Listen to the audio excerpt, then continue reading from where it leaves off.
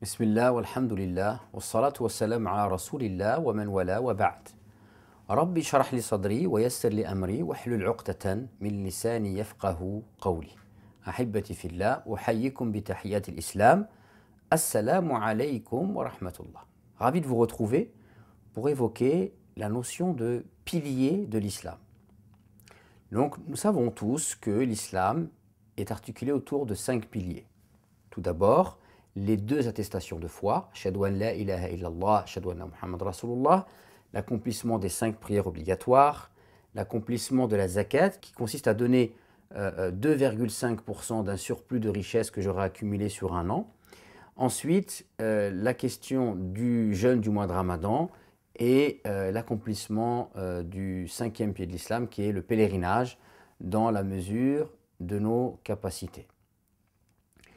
Ces piliers de l'islam, donc le prophète, il y a 2 hadiths qui sont extrêmement connus. Le premier qu'on appelle hadith ou Djibril, où c'est l'ange Gabriel qui est venu sous la forme d'un homme et qui a posé la question au prophète devant certains compagnons.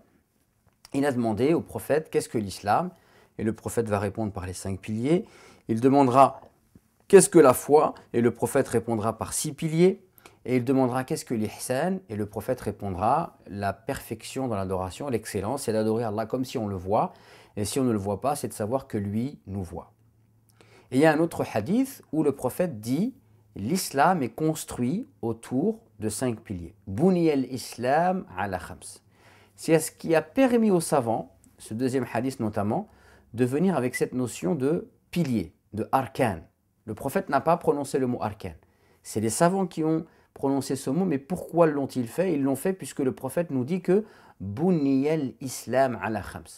L'islam est comme un édifice, comme un bâtiment, comme une citadelle qu'on va construire pour se préserver, pour se protéger.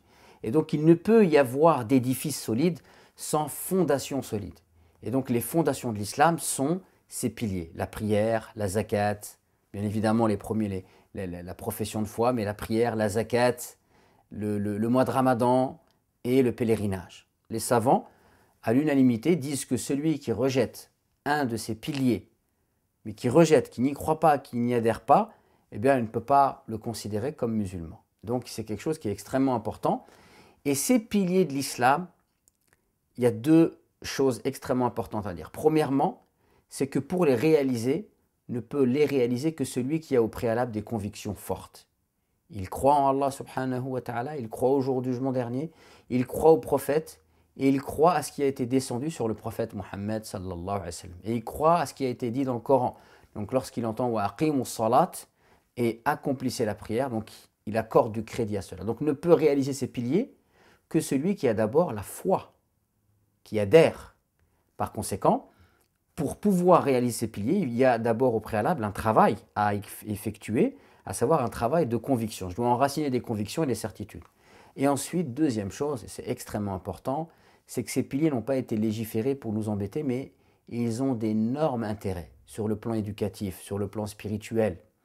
C'est par exemple la prière 5 fois par jour, ça n'a pas été instauré pour embêter l'homme, mais au contraire, ça a été instauré pour lui permettre d'avoir une relation avec Allah et de vivre quelque chose de fort avec son Seigneur 5 fois par jour et de faire en sorte qu'on va vivre plus pour Allah que pour son travail ou pour des considérations terrestres. Donc il y a énormément d'intérêt à travers ces piliers de l'islam qu'il convient de ne pas négliger.